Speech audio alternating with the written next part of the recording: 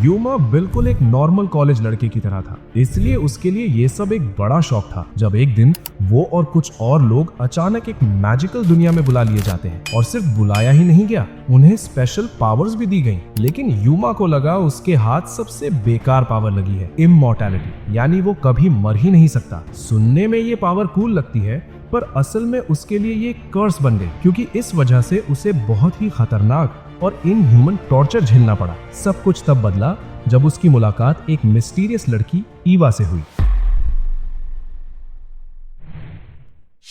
कहानी शुरू होती है एक बिल्कुल नॉर्मल दिन से, जैसा हर दिन होता था। यूमा कुरुका फाइनली कॉलेज पहुंच गया था और हर टिपिकल एमसी की तरह वो अपनी सिंपल लाइफ जी रहा था। उसने अपने दोस्त से अलविदा कहा और बुक स्टोर जाने ही वाला था, तभी अचानक एक सफेद पंख उसके पास गिरता है और अगले ही पल जमीन उसे निगल लेती है। वो सीधा नीचे गिरता चला जाता है, बिल्कुल कार्टून जैसे चिल्लाता हुआ। गिरने के दौरान उसे हल्की सी आवाज सुनाई देती, जैसे कोई उसे बचाने के लिए बुला रहा हो, लेकिन अचानक एक तेज आवाज सब कुछ दबा देती। उठो, तुम सब चोजन वंस हो। जब यूमा होश में आता है तो पता चलता है कि वो अकेला नहीं है, और भी लोग उसके साथ इस अजीब जगह पर लाए गए हैं। तभी सामने आता है बर्क वैन गैल्गल, गैल्गल एम्पायर का राजा। वो सबको चुप कराता है और बताता है कि उन्हें चोजन हीरोज बनाया गया है, उन्हें डीमन लॉर्ड और उसकी आर्मी को हराना होगा। यूमा के चेहरे पर टेंशन आ जाए, उसे बस घर वापस जाना है। तभी एक लड़का जो बिल्कुल शोयो हिनाटा जैसा दिखता है सीधा राजा से सवाल पूछ लेता है, इसके बदले में हमें क्या मिलेगा? यूमा हैरान रह जाता है, इतनी हिम्मत, राजा से इतनी कैजुअली बात। तभी एक और आदमी बोलता है, वो कहता है कि उन्हें उनकी मेहनत का पूरा इनाम मिलेगा, और सिर्फ इतना ही नहीं, उन्हें पुराने हीरोज की लॉस्ट आर्ट्स भी सिखाई जाएंगी। वो हिनाटा जैसा लड़का कहता है, अगर पावर बेकार हुई तो मैं वापस चला जाऊं। यूमा सोचता है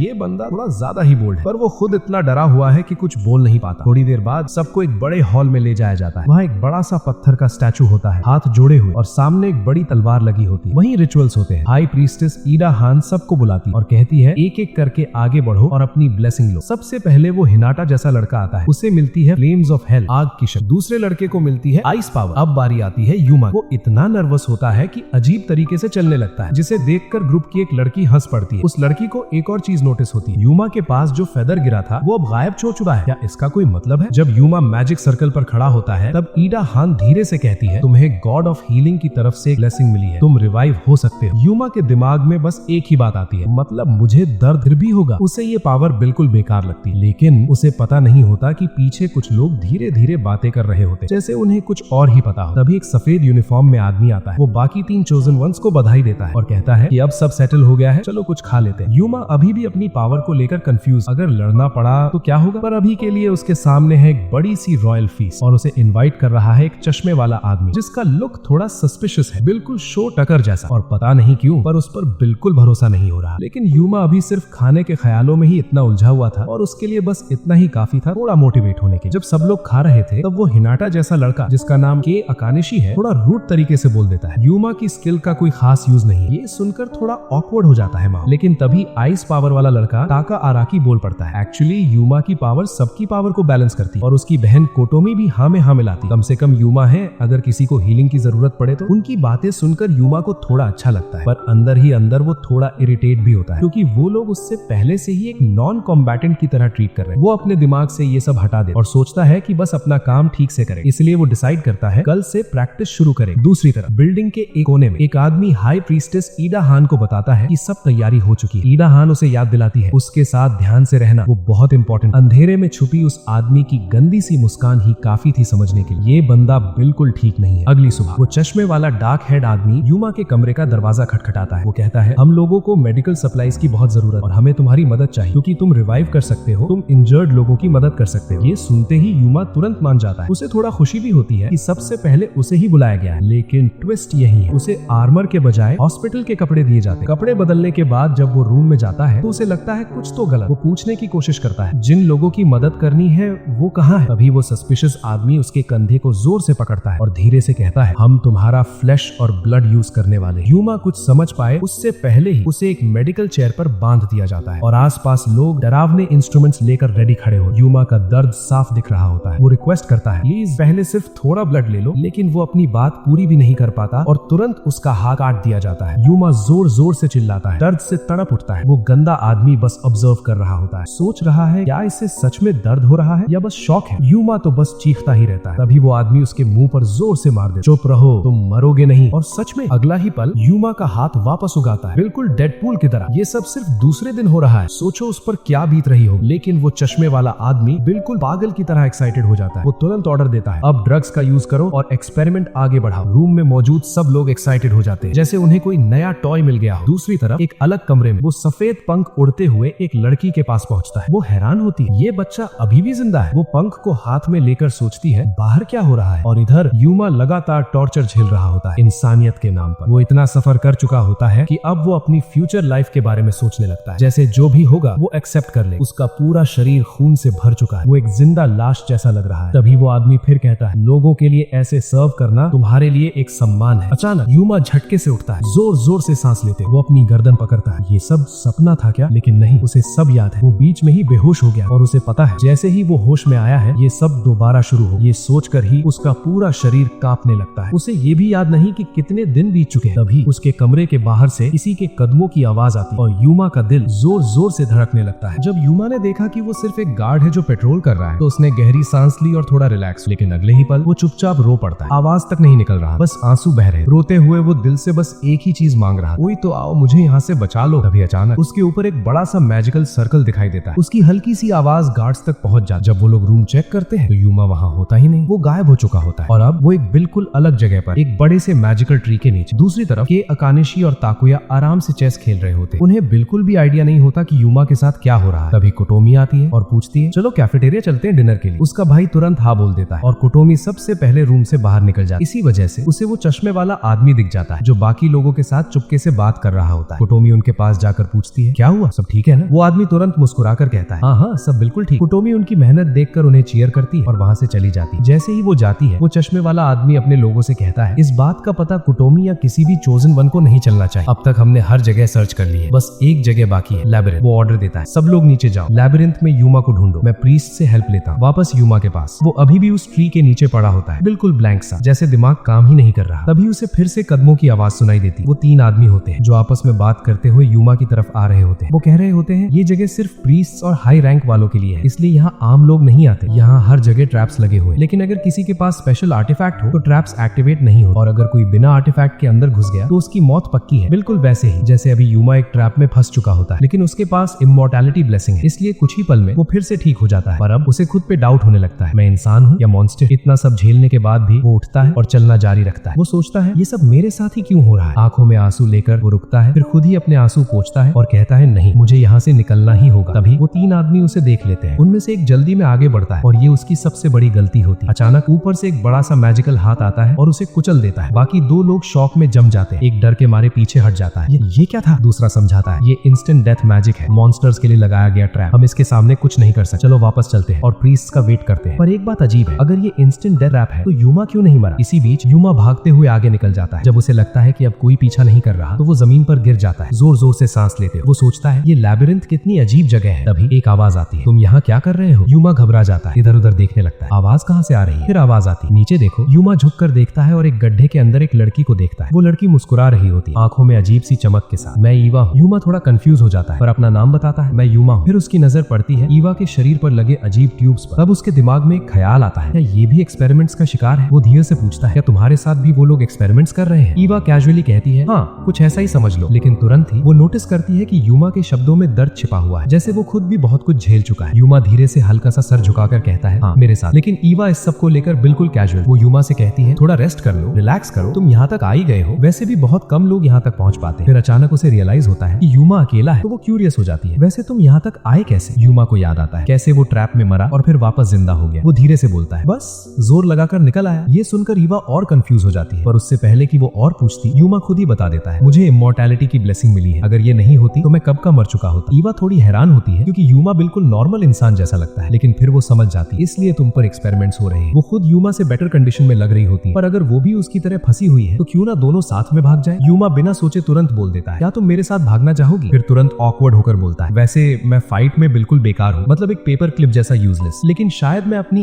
इमॉर्टैलिटी से कुछ हेल्प कर पाऊं। वो थोड़ा सीरियस हो जाता है। मैं तुम्हें यहाँ अकेला नहीं छोड़ सकता, चलो बाहर चलते हैं, दुनिया देखते हैं। फ्रेश हवा और टेस्टी खाना। कुछ पल के लिए बिल्कुल ऑकवर्ड साइलेंस छा जाता है, इतना क्वाइट जैसे हवा में भी आवाज रुक गई। यूमा थोड़ा नर्वस हो जाता है, समझ नहीं आता क्या बोले। तभी ईवा बोलती है, बाहर के ट्रैप्स का क्या करोगे? यूमा कहता है, मैं हैंडल कर लूं। वो एक्सप्लेन करने ही वाला होता है, तभी ईवा उसे रोक देती। तुम्हें दर्द और डर की आदत डालने की जरूरत नहीं है अगर तुम इंसान बने रहना चाहते हो। ये सुनकर यूमा बिल्कुल चुप हो जाता है, जैसे किसी ने उसके दिल पर सीधा वार किया। फिर ईवा टॉपिक चेंज कर दे, वैसे तुमने ये पाइप्स नोटिस किए? वो समझाती है, ये मेरे शरीर से 24 घंटे ब्लड निकाल रहे हैं, इसलिए मैं वीक फील करती। फिर वो सीधा बोलती है, क्या तुम मुझे अपना थोड़ा ब्लड दे सकते हो? मैं तुम्हें यहाँ से निकलने में हेल्प करूंगी। मैं जितनी दिखती हूँ उससे ज्यादा स्ट्रॉन्ग हूँ। अब यूमा को सब क्लियर हो जाता है। ईवा भी उसकी तरह यहाँ जबरदस्ती रखी गई है और उस पर भी एक्सपेरिमेंट्स हो रहे हैं। बिना सोचे तुरंत अपना हाथ आगे बढ़ा देता है, जितना चाहो ले लो, वैसे भी मैं मरने वाला नहीं हूँ। ईवा की आंखों में चमक आ जाती है, वो कहती है प्रॉमिस। अचानक उसके हाथ से एक काली सी चीज निकलती है और सीधा यूमा की तरफ उड़ती है। वो एक बैट होती है। ईवा कहती है, ये मेरा ही हिस्सा है। बैट यूमा के हाथ में चुभती है और फिर वापस ईवा के पास जाकर उसमें मर्ज हो जाती है। ईवा अपनी गर्दन झुकाती है जहाँ पाइप्स लगे हुए होते हैं। धीरे धीरे उसकी गर्दन पर बने मार्क्स गायब होने लगते हैं। वो पाइप्स हटा देती है और फिर अपने वादे के मुताबिक सीधा यूमा के ऊपर आ जाती है। चारों हाथों से उस पर झुककर वो कहती है, मैं ईवा स्कारलेट, प्योर ब्लड और रेड की ट्रू एंसेस्टर, मैं तुम्हें यहाँ से आजाद कराऊं। और फिर वो यूमा की गर्दन पर झुक जाती है और उसका ब्लड पीने लगती है। तब जाकर यूमा को समझ आता है ये वैम्पायर है। इतना सब होने के बाद अब समझ आया, लेकिन ईवा उसे पूरा खाली नहीं कर, सिर्फ इतना ब्लड लेती है कि वो खुद फ्रेश हो जाए। काफी टाइम बाद उसने डायरेक्टली फीड किया था, इसलिए वो फुल एनर्जी में आ जाती और थैंक यू बोलने के लिए वो यूमा को एक छोटा सा किस भी देती है। उसके बाद ईवा यूमा को एक हाथ में उठाती है जैसे कोई इंटरेस्टिंग चीज मिल गई और फिर अपने विंग्स खोलकर तेजी से वहां से उड़ जाती है। अब वो दोनों बाहर आ चुके होते हैं। ईवा तुरंत सिचुएशन एनालाइज करने लगी। पहला प्रॉब्लम ऊपर वाले मैजिक ट्रैप्स होंगे, लेकिन जब वो उड़कर निकलती है तो कोई ट्रैप एक्टिवेट ही नहीं होता। वो हैरान हो जाती, ये कैसे पॉसिबल है? फिर वो समझ जाती इसका रीजन यूमा है और बेचारा यूमा जो अभी उसके हाथ में लटक रहा होता है बस उल्टी करने वाला होता है। लेकिन ईवा कुछ बोल पाती उससे पहले ही वही आदमी लोग उन्हें ढूंढ लेते हैं। जैसे ही उन्होंने पहला अटैक किया, ईवा ने उंगली तक नहीं हिलाई क्योंकि उनके अटैक्स उन तक पहुंच ही नहीं पा रहे थे। अब ईवा ने डिसाइड किया, अब मेरी बारी। वो अपना हाथ ऊपर उठाती है और उसके ऊपर एक बड़ा सा मैजिक सर्कल बन जाता है। अगले ही पल एक जबरदस्त एक्सप्लोजन होता है। कैसल की दीवार में सीधा बड़ा सा होल हो जाता है और ईवा यूमा को लेकर सीधा आसमान में उड़ जाती है। वो इतनी एक्साइटेड हो जाती है जैसे पूरे एरिया को आग में जला देना चाहती हो। तभी नीचे से 3 चोजन मंस उन्हें देख लेते हैं। के अकानिशी तुरंत रिएक्ट करता है। वो एक स्पीयर उठाता है और जंप करके ईवा पर अटैक करता है। तुम यूमा को छोड़ो, लेकिन ईवा उससे कहीं ज्यादा फास्ट होती है। वो अटैक करने ही वाली होती है, तभी लास्ट मोमेंट पर यूमा चिल्लाता है, रुको। ईवा अटैक रोक नहीं पाती, पर वो उसे के फेस से हटा देती है और उसे जोर से दूर फेंक देती है। के सीधा एक बिल्डिंग में जाकर टकराता है। इम्पैक्ट इतना स्ट्रॉन्ग होता है। ईवा थोड़ा गुस्से में यूमा से पूछती है, तुमने मुझे रोका क्यों? क्या तुम उसे जानते हो? यूमा कहता है, हाँ, वो भी मेरे साथ ही समन हुआ था। ईवा को ज्यादा फर्क नहीं पड़ता। वो नीचे देखती है और कैसल में हुई तबाही को देखकर मुस्कुराती है। वो सोचती है, अब ये लोग कुछ टाइम तक हमें रोक नहीं पाएंगे। अब जब वो बाहर आ चुके होते हैं, ईवा पूछती है, अब क्या प्लान है? यूमा कहता है, मुझे अपनी दुनिया में वापस जाना है। ये सुनते ही ईवा सीरियस हो जाती है और कहती है, अब से मैं तुम्हारी बॉडीगार्ड हूँ। वैम्पायर्स के लिए प्रोमिसेस बहुत इंपॉर्टेंट होते हैं। वो यूमा को प्रिंसेस स्टाइल में उठा लेती है और हल्की सी मुस्कान के साथ कहती है, तुम्हें मुझे एंटरटेन करना पड़ेगा। और फिर वो रात के आसमान में उड़ जाती है। नीचे हाई प्रीस्टेस एडा हान चुपचाप सब देख रही होती है। उसके सामने एक हुड पहना हुआ आदमी घुटनों पर बैठा होता है। एडा हान बिना उसकी तरफ देखे कहती है, मेरे पास तुम्हारे लिए एक मिशन है। यूमा को वापस ले आओ उस वैम्पायर के पास से और तुम उस टूल का यूज कर सकते हो। फिर कुछ देर बाद यूमा होश में आता है, थोड़ा कंफ्यूज होता है, मैं कहाँ हूँ? तभी ईवा की आवाज आती है, क्या तुम मेरे साथ नहाना चाहोगे? यूमा तुरंत दूसरी तरफ मुंह घुमा लेता है। उसका चेहरा लाल हो जाता है, ये क्या देख लिया मैंने? फिर उसे याद आता है, और वैम्पायर्स तो सनलाइट में वीक होते हैं ना। वो अभी संभल ही रहा होता है, तभी अचानक एक आदमी उसके सामने आ जाता है और उसे नए कपड़े देता है। यूमा डर के मारे पीछे हट जाता है। ईवा कैजुअली बोलती है, चिंता मत करो, ये बस एक सेल्समैन है, मैंने इसे हिप्नोटाइज कर दिया है। वैम्पायर्स के लिए माइंड कंट्रोल नॉर्मल बात। फिर वो यूमा को देखकर कहती है, पर मैं तुम पर कभी यूज नहीं करूंगी, मैंने प्रॉमिस किया है। अब नए कपड़ों में ईवा कहती है, चलो पास के बड़े शहर चलते हैं। वहाँ पहुंचकर यूमा फाइनली पेट भर के खाना खाता है। वो इतनी तेज खा रहा होता है जैसे सालों से भूखा हो। वो ईवा से कुछ पूछने ही वाला होता है, तभी ईवा कैजुअली बोल देती है, मैंने ऑलरेडी खा लिया है। और फिर सीधा बोलती है, तुम्हें आयरन डिफिशिएंसी है। अब बात आती है पैसे कमाने। अच्छा हुआ ईवा के पास और आइडियाज। वो दोनों जंगल की तरफ निकल पड़ते हैं। ईवा समझाती है, गिल्ड से पैसे कमा सकते हैं, बस मॉन्स्टर्स को हंट करना होगा, लेकिन उससे पहले तुम्हें एडवेंचरर रजिस्टर करना पड़ेगा। यूमा सोचता है, हाँ, पूरा इसेकाई सेटअप है, लेकिन अजीब बात ये होती है, जंगल में एक भी मॉन्स्टर नहीं दिख रहा। ईवा भी नोटिस करती है और अचानक जंगल के अंदर और आगे भाग जाती है। कुछ ही पल बाद एक पूरा झुंड मॉन्स्टर्स का यूमा की तरफ भागता हुआ आता है। यूमा डर के मारे जम जाता है, हिल भी नहीं पाता। जैसे ही वो मॉन्स्टर्स उस तक पहुंचने वाले होते हैं, तभी एक तेज मूवमेंट होती है और सब मॉन्स्टर्स के सर जमीन पर गिरने लगते हैं। ईवा ने सबको 1 सेकंड में खत्म कर दिया होता है। तब यूमा को समझ आता है, इसीलिए जंगल में शांति थी। सब मॉन्स्टर्स ईवा से भाग रहे थे, पर अब तो सब मर चुके हैं। अब प्रॉब्लम ये है, इतना सारा मॉन्स्टर मीट ले कैसे जाए? तब ईवा कहती है, सिंपल, अपने आइटम बॉक्स में स्टोर कर लो। लेकिन यूमा ने पहली बार बार आइटम बॉक्स का नाम सुना था। उसे तो पता ही नहीं था कि ऐसी कोई चीज भी होती है। ईवा उसे बताती है सब चोजन वंस ये यूज कर सकते हैं और शायद तुम्हारे पास अप्रेजल स्किल भी है जिससे तुम मॉन्स्टर्स को आइडेंटिफाई कर सकते हो। यूमा ट्राई करता है और सच में वो काम करता है। वो हैरान रह जाता है। उसके पास आइटम बॉक्स भी है और वो चीजों को एनालाइज भी कर सकता है। लेकिन सबसे ज्यादा शॉकिंग बात ये होती है कि वो कुछ चीजों को कंट्रोल भी कर पा रहा है। तभी ईवा अचानक जंगल के दूसरी साइड भाग जाती है जैसे उसे कुछ फील हुआ हो। यूमा नोटिस करता है कि एक मॉन्स्टर अभी भी जिंदा है। वो मॉन्स्टर लास्ट अटेम्प्ट में अपने मुंह से काला लिक्विड यूमा पर फेंकता है लेकिन वो यूमा तक पहुंचता ही नहीं। एक मैजिक सर्कल उसे शील्ड कर लेता है। यूमा शॉक हो जाता है, क्या मैंने अभी मैजिक यूज किया? उसने तो कुछ किया भी नहीं, फिर भी वो एक्टिवेट हो गया। उसे याद आता है चर्च में भी कुछ ऐसा ही हुआ था। शाम होने लगती है और ईवा कहती है चलो मेरे एक फ्रेंड के पास रुकते हैं। यूमा मान जाता है लेकिन जैसे ही वो जगह देखता है ये तो हॉन्टेड हाउस है। बेचारा यूमा फिर से डर जाता है, बिल्कुल नर्वस हो जाता है। लेकिन ईवा खुश होती है, ये तो पहले से भी ज्यादा पॉपुलर लग रहा है। तभी एक सूट पहना हुआ बूढ़ा आदमी उनका वेलकम करता है, झुककर ग्रीटिंग देता है। वो उन्हें रूम तक ले जाता है। अंदर जाते हुए यूमा नीचे देखकर ही चल रहा होता है क्योंकि पूरा हॉलवे मॉन्स्टर्स से भरा होता है। थैंकफुली वो जल्द ही अपने रूम तक पहुंच जाते हैं और रूम काफी लग्जरी होता है, बिल्कुल एक पॉश होटल जैसा। लेकिन यूमा को पता नहीं होता कि अंधेरे में कोई उसे देख रहा है जब से वो रूम में आया है। अब यूमा की टेंशन कुछ और है। यहाँ तो सिर्फ एक ही बेड है। ईवा कहती है मेरे पास अपना कास्केट है पर अगर तुम चाहो तो शेयर कर सकते हैं। यूमा तुरंत मना कर देता है। इतनी सब टेंशन के बाद वो बेड पर लेट जाता है लेकिन जैसे ही वो कंबल हटाता है उसे कुछ अजीब फील होता है। वो चेक करता है और देखता है एक पैर चमकती हुई आंखों का और एक अजीब सी स्माइल। यूमा जोर से चीखता है